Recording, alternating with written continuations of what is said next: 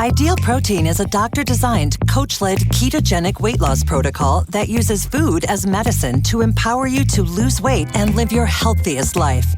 And welcome back to the Livingston Parish News Weekly Show, a podcast brought to you by the Livingston Parish News. My name is McHugh David, publisher and editor of the news, and today I am joined by Parish Councilman Tracy Girlinghouse. Going to let him introduce himself in just a second. We appreciate him taking the time on this beautiful Friday morning. It's beautiful indeed. To sit down in an enclosed room with no windows and talk to us about, we're going to be talking about zoning for this episode, and we will be talking about river rules, basically, for the second one. So stay tuned for the second drop. It'll come later in the week. But please, sir, go ahead and introduce yourself.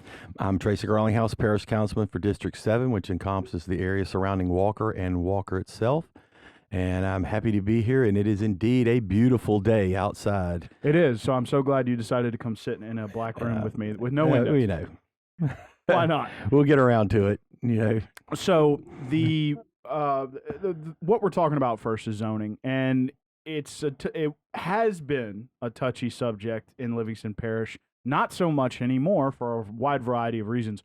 But I want to start off with, there was a master plan passed by resolution in 2013, which made it non-binding by that parish council. It had zoning in it. It never went anywhere. It was 2018, I believe, when you picked this back up. Yes, around 2018, yes. 2017, 2018. Yeah. You started really talking to the council about it. That culminated in a master plan committee. Talk about that briefly.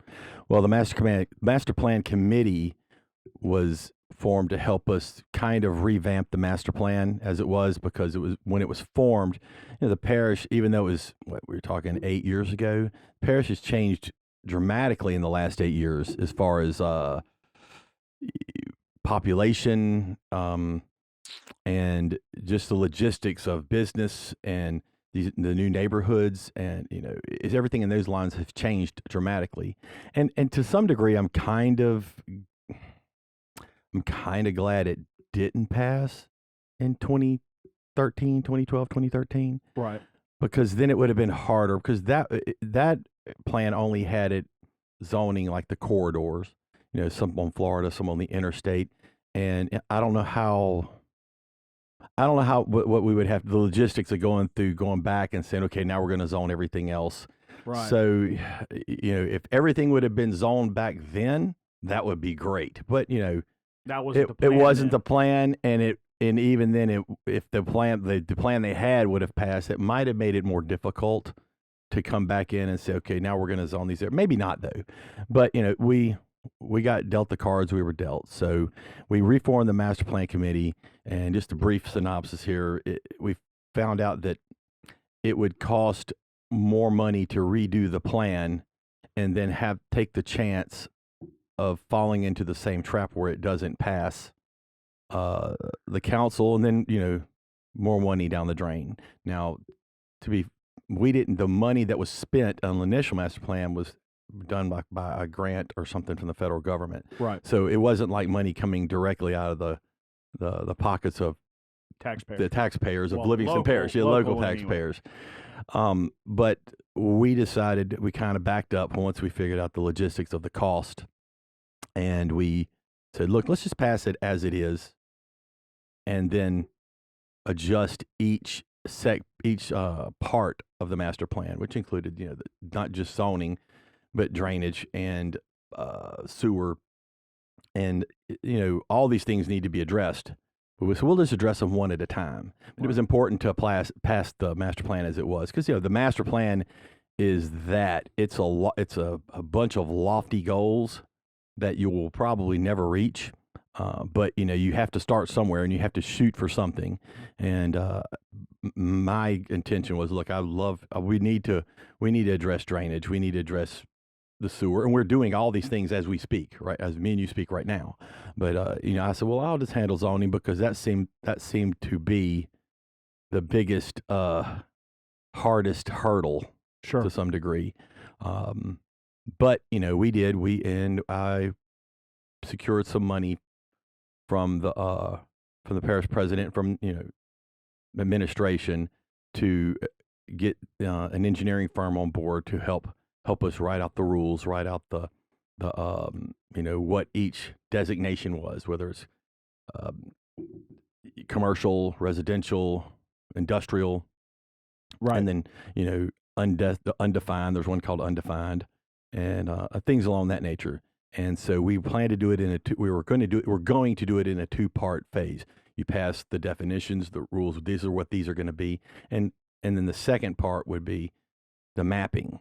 They put the maps out and they map every inch of the parish per se, and except for those that are in municipalities that are already zoned.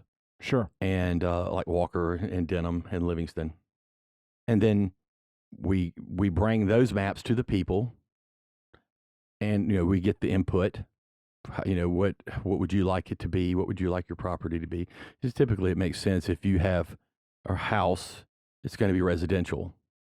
But if you have a house that's on, let's say, Florida Boulevard, where it's primed to be commercial, your property would be worth more as commercial. Somebody might look at this and say, look, we'll buy this property from you, tear your house down and build a building here. That might be the case. And so they might want to do it commercial, or they might want to leave it that way and change it later. So we're completely open to how people want to do it for the most part. Mm-hmm.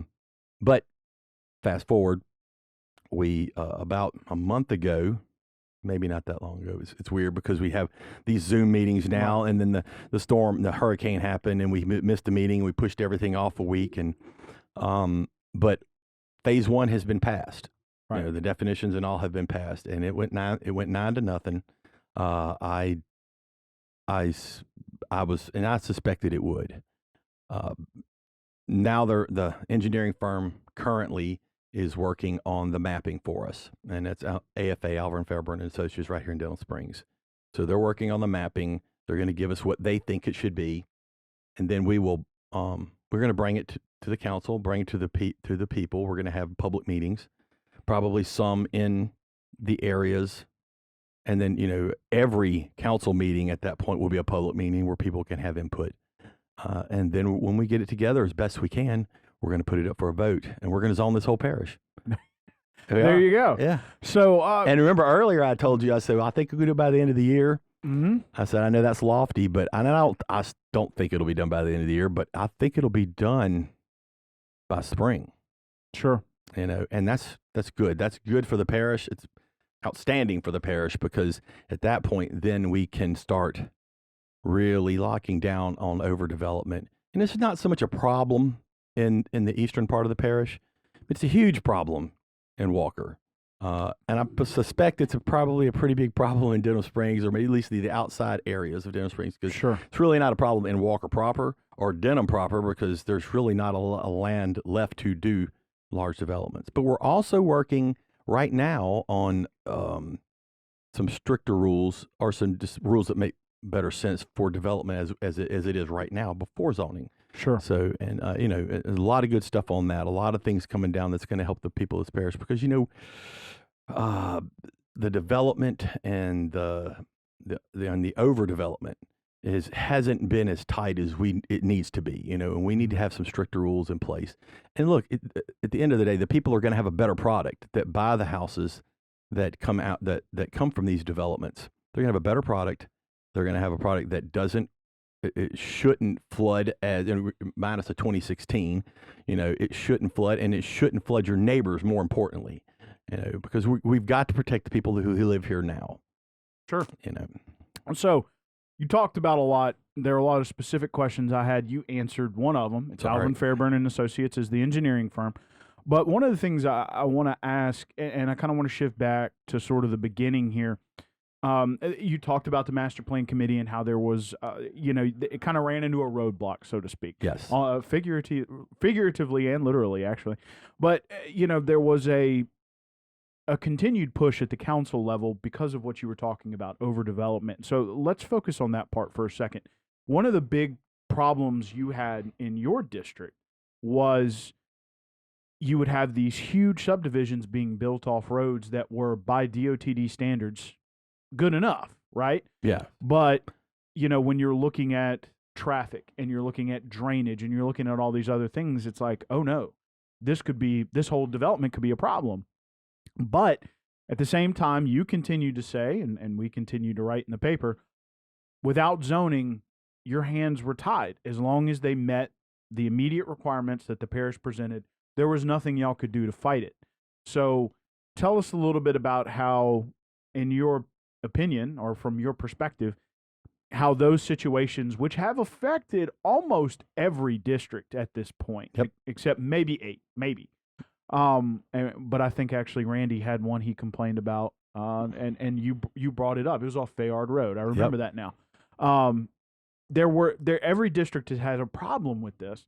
So tell me how you think, from your perspective, that's helped your campaign for zoning. Well, it certainly has, and unfortunately, it had to happen at the expense of the public.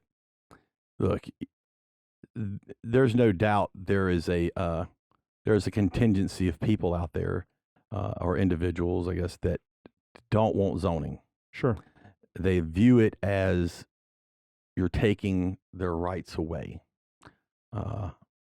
And I guess I'm not going to lie. It kind of does if you are positioned in a certain position, like I own, 1,200 acres or 500 acres, and I want to build. I'm going to want to sell this for a development, a multi-home subdivision, 200 homes, or something like that. If you are that individual, you probably won't be for zoning, because it's going to, at least in my district, it's going to make it very difficult. Look, overdevelopment not only affects the drainage, the traffic, it affects the school systems. If you put in the more homes, then you're going to put more children in the school system, and they are stretched. Now, people will say, well, you bring more people in, that's more of a tax base. But to me, the trade-off is not even close to being right. Mm-hmm. And you get off at Walker or Denham at 5 o'clock off the interstate. It's crazy. Yeah, it's a madhouse. It's crazy, and you're talking about making that worse. Yeah, that's what you're doing. You're going to make it worse. Right. And that's just traffic. You start stacking kids in schools, and look, Walker has a beautiful school system. Denham was about to, I think they're about to do some major upgrades there. Yeah, and it was sports facilities. Mm-hmm. But how you feel whenever you do this major upgrade, and then people come in and you're almost at max capacity again. Right. And it's still developing. Right. Right. The new people haven't stopped. And they haven't stopped coming, and it's the school. They just get more and more and more. The zoning will allow us to not only help control that to a very large degree, but we can also affect the quality of what comes in. Mm-hmm. And we can do stuff now, and we are doing stuff now to say how as it pertains to retention ponds. And there's a lot of things on the slate to where if you build something now, then it's going to be better, right? And in very specific ways. They're not through the council yet; they're still at the ordinance committee level. But we're going to make some changes. And look, they will build the houses. Maybe not as many, but they will still build them if they can get the access to the property. If it's zoned the way or if it's rezoned, which, I don't see me rezoning a piece of property that's to allow a neighborhood to come in. Not in my district. Right. I'm tapped. I'm tabbing out. I don't want to see it, and my people don't want to see it. So right. I don't know if I answered your question or not. I kind of get sidetracked there. Well, no, and I can appreciate that, because I think there's something to be said for that. You represent those people, and it's not like you just suddenly got it in your head, we have to have zoning. There's been a reason. There's been a slow build. One of the things I liked to include when I ran a lot of those zoning stories was my wife is a broker, and she gives me the real estate numbers for the area. And we have broken previous records for homes sold here every year for the past 5 years, even after the flood. and it's gotten pretty unbelievable too. How many have sold in a year? I mean, last year, 2020, it was 2,400 homes, and a lot of people say, well, that could be someone selling their home and moving to another one. But yeah, somebody bought that home, they left, or they kept it and rented it to a family. So you're still seeing a net growth of quite a few people. The census just came out. We did have a net growth from 2010 to 2020. Of course. Well, I mean, that was to be expected. I expected it to be higher. I think a lot of people underestimated how many left after the flood. I think that was more than expected. Well, the numbers we got then were, it was very, every district was impacted.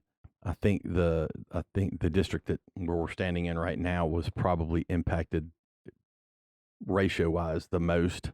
Sure. You know, I mean, the numbers dropped dramatically, but I'm sure it's climbed back to some. Oh, it degree. has. Yeah, it has. And this is District 4, by the way. City of Denham is where my office is. And that's John Wascom currently. Mr. Wascom's district. And there's a small sliver of land around the north and east side that is also District 4 that's outside the city limits. And on that note, we have a firm that's redrawing the districts for us now to match the populations as they've shifted. Because I'm sure it's been quite substantial. You know, sure. I know that my district area-wise is going to shrink. And you have the smallest one. Well, I mean, John, this one's smaller, isn't it? Not by land. Not by land. Oh. By person, by population, yes, but by land mass, no. Yours is if it is bigger, it's. I mean, if it is bigger, it's only just. They're very similar. And I know that the development that was in my district has probably propped those numbers up. Oh yeah. So you know, I don't. You know, it's going to get even smaller because you got to redistribute that land in order to make all the. Just for everybody who don't know, you got to. Every district has to be equal or very close in population. So sure. You know, that's why, like Mr. R's district, you know, he has way more area to cover. Sure. But not as many. But you know, well, it should be around the same as many people to get the same number. The number is only true probably the first year. Right. After that, then everything kind of shifts around, fluctuating around. So. Sure. Yeah, but it is to be expected that basically districts 1 through 7 will shrink and 8 and 9 will grow. Yeah. In terms of geographic area, to keep those populations even. So it should be interesting to see what the new maps look like. We ran a story on that in 2017. So if you're interested in that, we do have a map of the geographic districts on our website. As well as those statistics. As it stands today. Well, yeah. Very good. As of the the last redistricting, which I believe was done in 2008 or 2010, something like that. Yeah, something like that. So going back to zoning. Okay. So one of the interesting things that we just discussed was that you would have these developments that come to planning, which would be planning and zoning, I suppose, after the everything was passed. The planning kind of says, okay, this matches the rules. They chuck it up to y'all. Y'all have the same restrictions. How do you envision things changing a little bit when zoning's passed, when you're dealing with with a subdivision? Well, I think the first thing is they're going to have to develop on a piece of land that is zoned that way. Sure. So if it's zoned that way, that's check number one. Check number one, and that's going to be a big thing. Sure. I don't plan on zoning a lot in my area that you can zone into a neighborhood. I got you. Without being rezoned. Sure. Then they have to look at it and say everything. Okay, your preliminary plat matches this, and we're changing things in the preliminary plat too as we speak. That's going to be. It's actually, just to let in a way to put it, it's going to cost the developers more. It's money they can pass off to the homeowners. But like I remind people, these neighborhoods don't exist yet. These subdivisions don't exist yet. And those people don't live here. Right. And my primary goal, I've said it over and over again, is to protect the people who live here now. And if it costs the people who want to move in more, so be it. Sure. I mean, if they want to live here, if they want to live here, but at the end of the day, I have to protect the people who live here now, and they're going to get a better product if they decide to move here with the added cost. Sure. But you have that, then it's going to go through planning. Now, a lot of places have the planning and zoning. They decide, well, it's good, but and then it just goes on. But I'm not doing. I don't want to do that, and I won't. I don't think anyone else does either. I'm pretty certain. If something goes through planning, it has to come to us anyway, because I'm going to have the final say on whether that happens or not. The planning representative is an appointment by the board. We each of us appoint our own member, and I'm not putting that responsibility on an appointee. I'm going to live and die by that decision, whether I allow it to occur or whether I say no. It's going to be on my shoulders. Sure. As well it should be. I'm the one that they went and voted for. So, or not, if you didn't vote for me, but I still represent you. And I'm gonna represent you, and I'm gonna live and die by that decision. Sure. So, and I always gonna bring that up because that was a question that someone had brought up. I'm like, no, I'm not putting that on an appointee. That's giving them that's putting too much on a person who wasn't actually duly elected. Yeah, right. Plus, I don't want anybody answering for me on something so serious. Sure. But there zoning itself, as we've said in the past, it kind of gives you this more oversight. Where they can just pick the developers, or they can just kind of make little deviations and skirt ordinances, just because when you write an ordinance, it has to be so specific. Mm-hmm. They can make one little thing and deviate around it, where they won't need a waiver. And like you said, once you don't need a waiver, it's out of our hands. Right. We have to vote yes. Right. And we don't have to, but then they can take us to court and pound us, and right. and so and then we would lose ultimately, because and they it would match cost the law. Taxpayers more. Where zoning just gives you this, I don't think so, kind of, to some degree. And why? Because I don't like the way that I don't like the traffic on this road, where once we prove something to go through, we never see it again. And it goes to the engineers. It goes to they get their traffic impact study, they get their drainage impact study, and they say, oh well, somewhere along the way they say, well, okay, your drainage, what you're doing is fine, you're good. Well, we know somewhere in there it's not fine, right? Because it's gotten worse and worse and worse. So if all these developments were fine, why are we in the position we're in now? Right. Because somewhere along the way they weren't fine, or they give this range, and they take the most liberal estimate, and if you get all these very liberal estimates, and it's probably somewhere in the middle, where I'm inclined to take the more hard stance. Say, look, you need to be somewhere between here and here.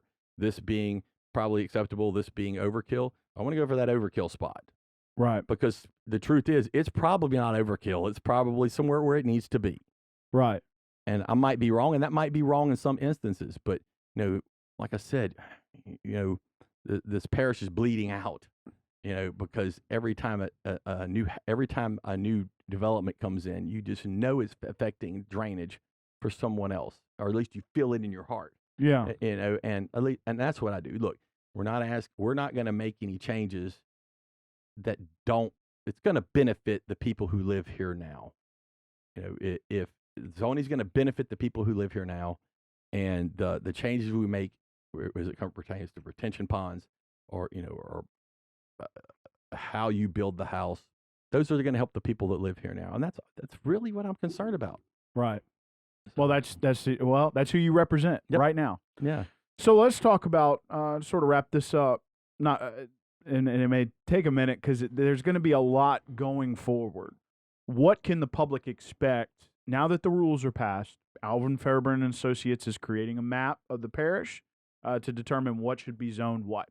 What can once that mapping is done and is presented to you all, that would be the parish council, what can the public expect from that point forward? Well, I think they're gonna do the mapping for each district, and those are going to be presented to us. We're going to look at them individually and as a group and say, what, I think this should be this, and they're going to do the same thing. We're going to make some changes, I'm sure. Then we're going to have public meetings, probably some at the council meeting itself. We can hit some individuals there and keep them informed. Some of them are going to be at locally, like I might have one at the city hall in Walker, or I might have a couple there, one there, somewhere in Walker, and people who are in the Walker area don't have to drive all the way across the parish, and they can come and we'll have the maps laid out, and Alvin Fairman Associates will be there too to answer questions, and we'll lay it out, and we'll have people come in and we'll say, where's your property? And we'll point, and so it's here. Okay, we have you designated this. It won't, look, if you have a house, 99 times out of 100, it's going to be residential, and you're good, and if there is a question, then, we'll work with you, to decide how you want it to be. And you can always change it later. In that instance, like I mentioned earlier, if you have a piece of property on Florida Boulevard and you have a house that's directly off Florida, you have like 5 acres. Well, it has a house, we'll say, look, you want to be residential, you want to be commercial. We can designate you any way you want to be, but you can also change. Look, if you designate yourself residential and stay that way, then later on, if you want to sell it, well, the council won't have a problem making that commercial, because in a perfect world it would be. Right.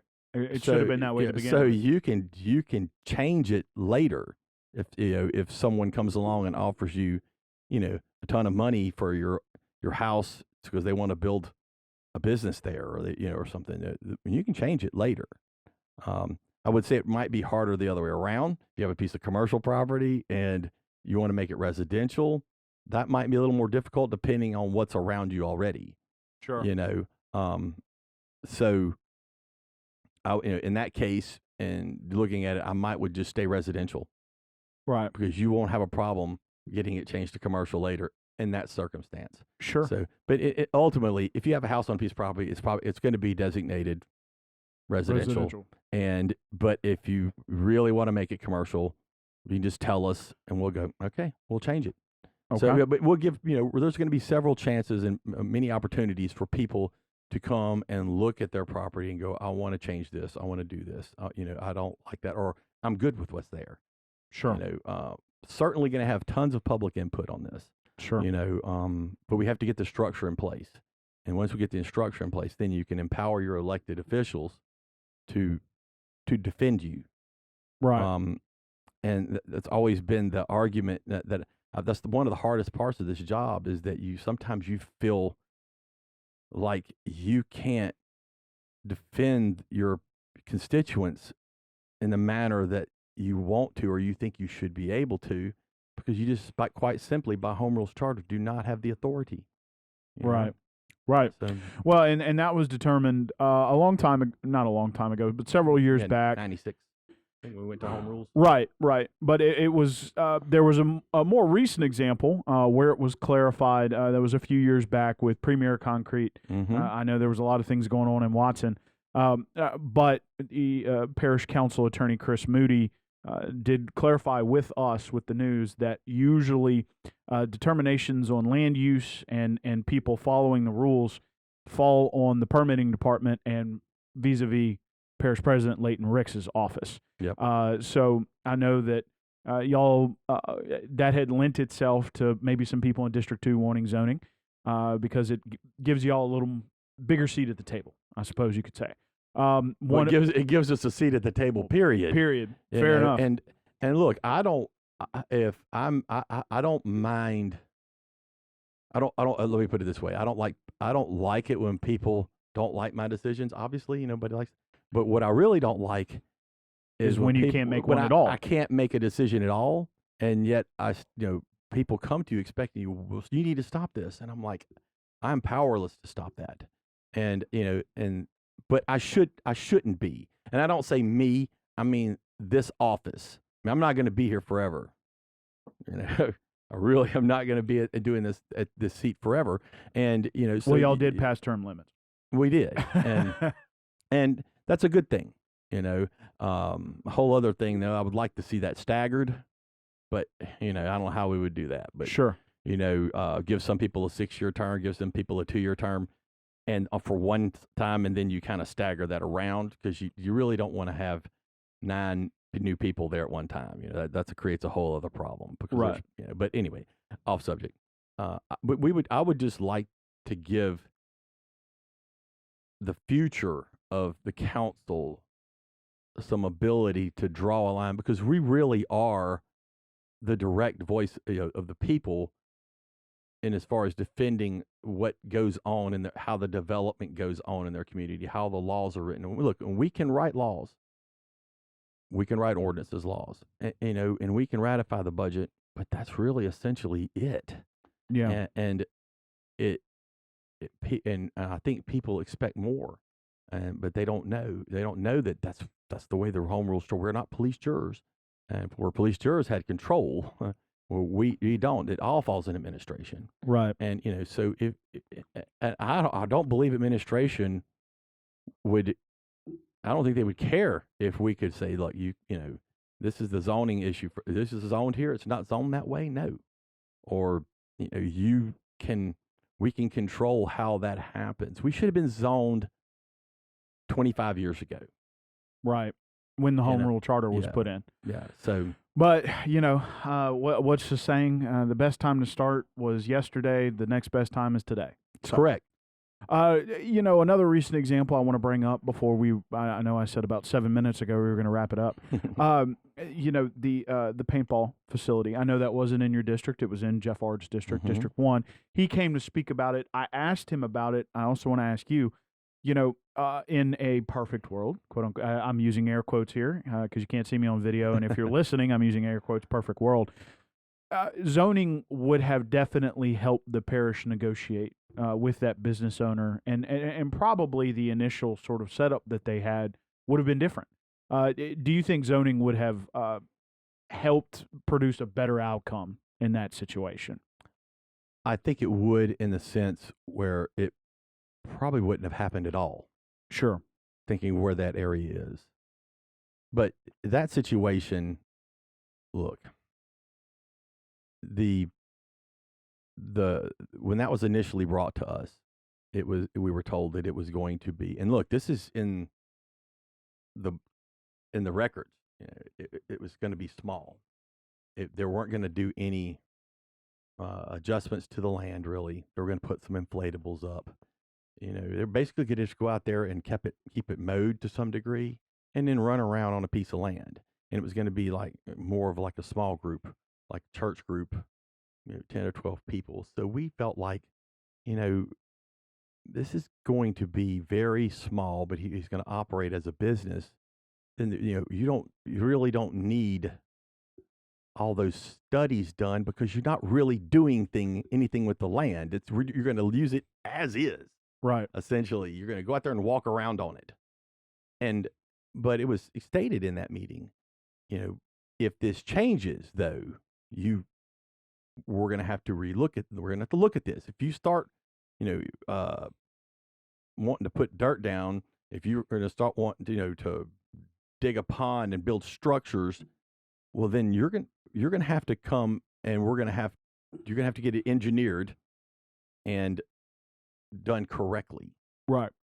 And from what I'm looking at the record, and Mr. R presented his, it's something that he really didn't want to do, but he had to present the case for the people that a lot of that was started and done, and it was never brought back to planning. Right. And when the parish went over and said, look, you need to bring this back, and a lot of things happened back and forth there, and it just wasn't done. And so we just, the administration made the call. You're shut down. Sure. And the administration was guilty of anything there. It was just waiting, trying to get him to do it. And look, I understand it probably in his mind started off like small, and then just like other businesses that do outdoor activities. When COVID hit, people were sitting around, not working because they couldn't. They basically everything was shut down. But they said, well, here's an activity we can go do, and this is what I think happened. And so it became a big thing. Sure. And his business exploded. Right. And I, good for him, but but instead of 10 people there, you're going to have 200. Right. Well, that's different. Not so much for the land area, because as long as you don't put anything up, then that's fine. But now you have to park 200 people. Yeah. And they were parking out in the middle of the state highway, or on the side of the state highway. That's illegal. They didn't, and he had built some structures, and it was a lot of other things too. Like they said, hey, look, if you start, there was a fence that's normally required, but it was said if this becomes problematic, then you're gonna have to put a fence up. Well, it became problematic. There were so many things, and look, to be fair, these things that are things that don't come to us, after the fact, until it becomes a problem. Right. And it should have never came to us to start off with. Even if when it came back to us, we said, this isn't our realm of authority. Right. It's what we discussed earlier. Yeah. It's supposed to be a permitting department, parish president's office. Let's look at it this way. Best case scenario, Mr. King brings his case to us like he did, and we all said, well, we agree. We agree with you 100%, which, to clarify, I did not, because I felt like the parish that was 100% correct on this. Then all we could have done was a resolution. Right. Asking for the parish president, who could have just said, nope, and that would have been the end of it. And I didn't want to see him go out of business. But I felt, and if you watch the meeting, I don't know if Mr. Ard could have done a better job. Sure. I mean, he had a timeline, dates that when they went and did, the parish went and requested this, went back and inspected this. It hadn't changed. It hadn't, and the parish was willing to work with him, but the work wasn't getting done. And so they got to a point where they just said, well, we have to shut you down. And once again, that's all administration. We didn't find out. We didn't know that was going on. We had no idea that was going on until Mr. R got a call, because it was in his district. Sure. And once he got the call, then all of a sudden we hit with all this stuff that was going on, and like we're somehow involved in this, but we weren't. Right. And then we shouldn't have been. What should have, administration should have just said, no, you're shutting down, and this is the reasons why. And I agreed with administration in that call. But then they wanted to bring it to us. I don't know if it was just so they could make a public spectacle of it to some degree. More than likely. And and it was it got ugly. And I had some friends, some longtime friends in the audience that just couldn't see why we wouldn't just grant this waiver. And I'm like, well, because and the evidence presented, it's not in his behalf. And even if it was, it's not our call. Right. And of course, waivers are often Pandora's box. Yes. When you open, sometimes they make sense. Sure. Most of the time they do not, and that would have been multiple waivers there. Sure. We're just off the top of my head, there's at least 3 or 4 waivers we'd had to give there. Sure. And it's not something that he didn't know. He knew up front. Sure. From when we first granted it to him, to with stipulations. Right. But his business grew. In a way I'm sure he had no idea that it was going to happen. Sure. So well, and it to bring that kind of full circle, you hear that saga. Many of you are longtime listeners. If you remember the podcast we did with Jeff Ard, Parish Councilman from District 1 over the summer, where he came in with the binder that had always makes me think of how Ed Ogeron got hired at LSU.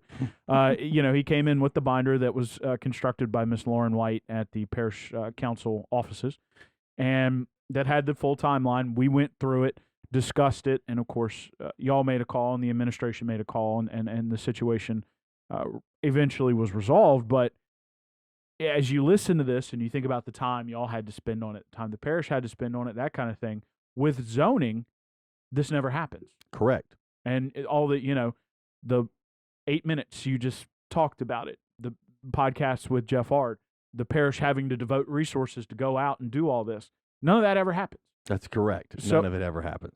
So it is interesting to think about the future savings on having to deal with situations like this when you have more of a back and forth on development between you and the administration. So anything you'd like to say as we wrap up our first chat before we head into the river rules? And I've said this before. The beautiful thing about zoning, and it's not so much a thing for my district because kind of the ship has sailed. But when you talk about the outlying districts that development will go to soon, Mr. Randy's district, Shane's district, which are vast areas of land. I know that it sounds like, oh, that's only, and even Mr. R's district to a large degree. Those are, you think, well, that's only 3 districts, but that's probably 50% or more of the parish. Probably more. I would say it's more. There's going to be a structure in place that ahead of time now that can be altered and morphed and changed to where it'll be laid out in a way that makes sense for in the future. Like, these are your residential areas. This is where we think we should want to put the commercial areas. And these are where, if we have some industrial, we'll put those here. And those can be tweaked along the way. And, 30 years from now, you'll have a community that makes sense. Right. It makes sense instead of like, I'm going to build this here. Like Mr. Burns has famously said, you could put a dynamite factory next to, a daycare. Right.